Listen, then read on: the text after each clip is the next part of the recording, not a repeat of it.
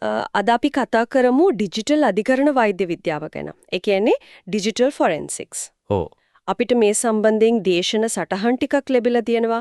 ඉතින් අපි බලමු කොහොමද මේ පරිගණක අපරාධයකදී සාක්ෂි හොයාගන්නේ, ඒවා හරියට එකතු කරන්නේ, උසාවියකදී පිළිගන්න විදිහට ඉදිරිපත් කරන්නේ කියලා. ඉතින් මුලින්ම පටන් ගත්තොත් මොකක්ද මේ ඩිජිටල් ෆොරෙන්සික්ස් කියන්නේ සරලවම? සරලවම කිව්වොත් මේක ඩිජිටල් උපාංග තියෙනවානේ. ෆෝන්, ලැප්ටොප්, සර්වර් වගේ. ඔව්. ඒවයින් සාක්ෂි හඳුනා ගන්න එක. ඊට පස්සේ ඒවා නරක නොවෙන්න පරිස්සම් කරගෙන උපුටා ගන්නවා, විශ්ලේෂණය කරනවා.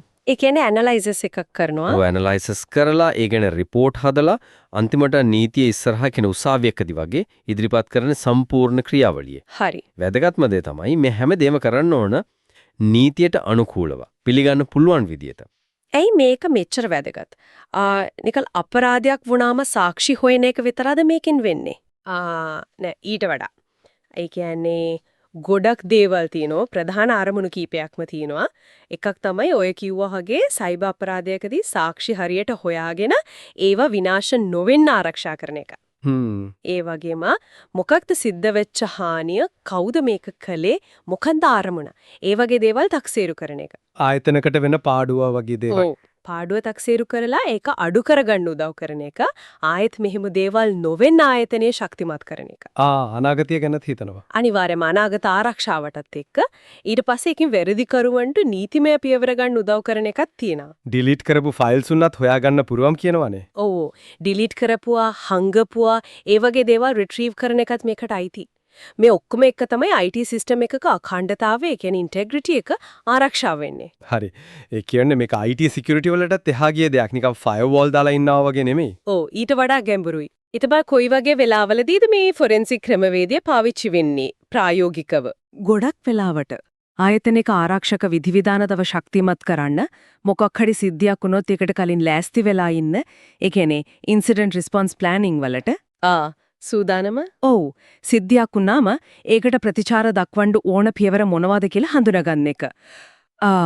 ඊට අමතරව බුද්ධිමය දේපල හොරකම් කරනවනේ සමහරු. ඔව්, ඒක ලොකු ප්‍රශ්නයක්. ඒ වගේ දේවල් ආයතනික දත්ත අනිසි විදිහට පාවිච්චි කරන එක, ඒවට විරුද්ධව ක්‍රියාමාර්ග ගන්නකොට මේ ෆොරෙන්සික්ස් අවශ්‍ය වෙනවා. ෆොරෙන්සික් රෙඩිනස් කියලාත් එකක් කියවනේ දාර සටහන් වල.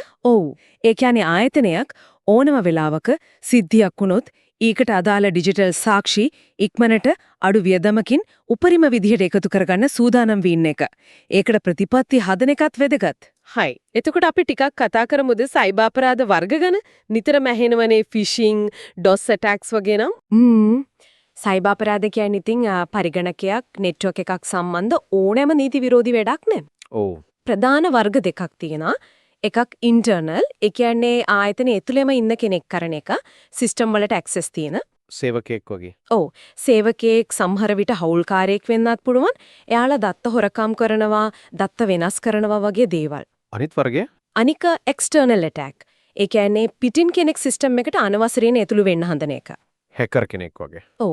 සිකියුරිටි වල තියෙන දුර්වලතා හොයලා බලලා SQL ඉන්ජෙක්ෂන් වගේ ක්‍රම පාවිච්චි කරලා, නැත්තම් ඔය කිව්වා වගේ ෆිෂිං. ෆිෂිං කියන්නේ අර බොරු ඊමේල් යන එක නේද? හරියටම බොරු ඊමේල්, මැසේජ්, වෙබ්සයිට් ලින්ක්, ඒවා එවල ඔයාගේ පාස්වර්ඩ්ස්, බැංක් account details වගේ පුද්ගලික තොරතුරු ගන්න හදන එක.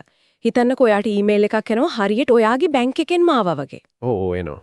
ඔයාගේ account එකේ ප්‍රශ්නයක්, security update එකක් කරන්න ඕන, මේ link එක click කරලා login වෙන්න වගේ. ඒක click කරොත් ඉවරයි. ඒක භයානකයි. DOS attack එකක් කියන්නේ. DOS denial of service. ඒකෙදි වෙන්නේ වෙබ්සයිට් එකකට හරි සිස්ටම් එකකට හරි දරාගන්න බැරි තරම් request කියන්නේ traffic යොමු කරනවා. එතකොට ඒ සිස්ටම් එක overload වෙලා නියම පරිශීලකයන්ට ඒකට ඇතුල් වෙන්න බැරි වෙනවා. සේවාව අඩාල වෙනවා. හරි, තේරුණා. මේ හැම අපරාධයකදීම අන්තිමට වැදගත් වෙන්නේ අර ඩිජිටල් සාක්ෂි, ඩිජිටල් එවිඩන්ස්. ඔව්. එතනදී අර මුලින් කතා කරපු දේශන සටහන් වල ලොකාඩ්ස් එක්ස්චේන්ජ් ප්‍රින්සිපල් කියලා එකක් තිබ්බා. ඒක මොකද්ද? කොහොමද මේකට සම්බන්ධ?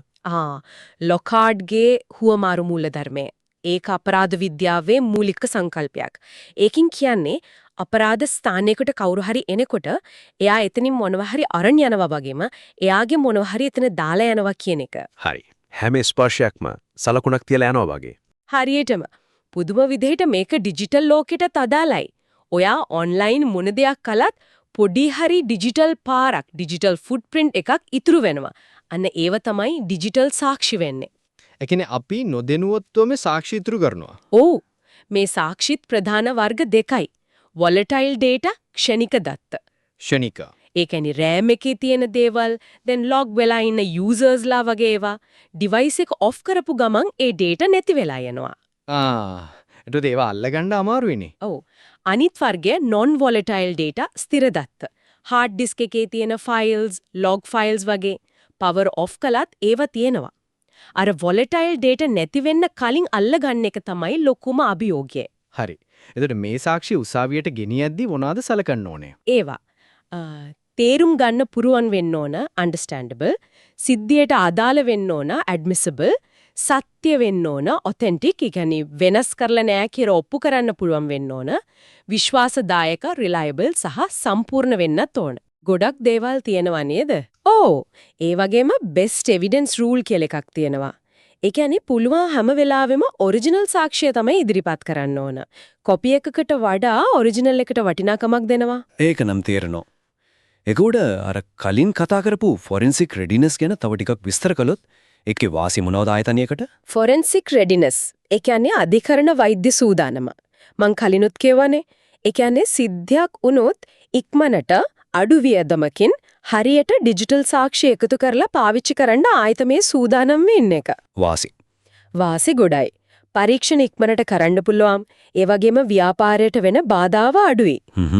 බුද්ධිමය දීපල හොරකම් වංචා වගේ දේවල් වලින් ලොකු ආරක්ෂාවක් ලැබෙනවා.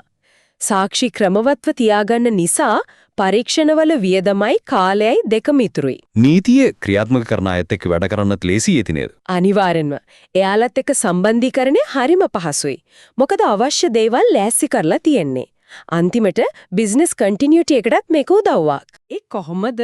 මොකද ප්‍රශ්නයක් වුණ ගමන් ඉක්මනට හානියට පත්ුනේ මොනවාද කොතනද කියලා හොයාගෙන අනිත් සේවා ටික දිගටම කරගෙන යන පුරුම වෙනවා. ඒ කියන්නේ මේක ටෙක්නොලොජි විතරක් නෙවෙයි process එකකුයි මිනිස්සු පුහුණු කරන එකකුයි ඔක්කොම සම්බන්ධයි. හරියටම ඒක සම්පූර්ණ ආයතනික සංස්කෘතියේම කොටසක් වෙන්න ඕන. හොඳ digital forensic investigator කෙනෙක් වෙන්න මොනවා වගේ දක්ෂතාවද අවශ්‍යද? නිකන් IT දන්න කෙනෙක්ට මේක කරන්න බෑනේ. බෑ. හොඳට ඇනලිසිස් කරන, කියන්නේ විශ්ලේෂණය කරන්න පුහුණුව වෙන්න ඕන.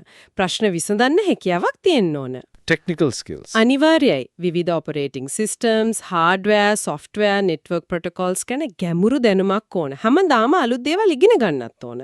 නීතිමය පැත්ත. ඒකත් හරිම වැදගත්. මොකද මේ සාක්ෂි උසාවියට ඉදිරිපත් කරන්නේ. ඉතින් ලංකාවේ නම් පරිගණක අපරාධ පනත, අලුත් දත්ත ආරක්ෂණ පනත වගේ දේවල් ගැන දැනුවත් වෙන්න ඕනේ. GDPR වගේ ජාත්‍යන්තර නීති. ඔව් ඒවත් අදාළ වෙන අවස්ථා තියෙනවා. ඒ වගේම සදාචාරාත්මකව වැඩ කරන්න ඕන ඉන්ටෙග්‍රිටි එක හරිම වැදගත් මේ ෆීල්ඩ් එකේ. ඒලන් දැන් පැහැදිලි මේ ඩිජිටල් ෆොරෙන්සික්ස් කියන්නේ අපරාධයක් වුණාට පස්සේ ඇක්ෂන් ගන්න එක විතරක් නෙවෙයි. ඊට කලින් ඉඳන්ම ආයතනයක් සූදානම්ව තියන්න, ආරක්ෂා කරන්න, නීතියට අනුකූලව වැඩ කරන්න අත්‍යවශ්‍යම අංගයක්. හරියටම ඒක රියැක්ටිව් විතරක් නෙවෙයි ප්‍රෝඇක්ටිව් දෙයක්. අවසාන වශයෙන් අර ලොකාට්ගේ ප්‍රින්සිපල් එක ගැන ආයෙත් හිතුවත් ඒක ඩිජිටල් ලෝකෙටත් අදාළයි නම් අපි හැමදාම ඔන්ලයින් කරන දේවල් නිකන් සර්ච් කරන එකේ ඉඳන් සෝෂල් මීඩියා පෝස්ට් එකක් දාන එක දක්වා කොහොමද අපි නොදැනීමේ ඩිජිටල් එවිඩන්ස් ට්‍රේල්ස් ඒ කියන්නේ ඩිජිටල් සාක්ෂි පාරවල් හදන්නේ. ඒක හිතන්න වටින ප්‍රශ්නයක්. අපරාධයක් ගැන පැත්තකින් තිබ්බත් අපේ පෞද්ගලික ඩිජිටල් පුරුදු ඒ කියන්නේ පර්සනල් ඩිජිටල් හයිජීන් එක ගැන සහ ආයතනවල දත්ත කළමනාකරන ප්‍රතිපත්ති ගැන මේකෙන් මොන වගේ ඉංගියක්ද ගන්න පුළුවන්? ඔව් අපි ඔන්ලයින් කරන හැම දෙයකින්ම ඉතුරු වෙන සලකුණ ගැන අපි කොච්චර දැනුවත්ද කියන එකයි ඒ දත්තවලට මොකද්ද වෙන්නේ කියන එකයි ගැන හිතන්න ඕන.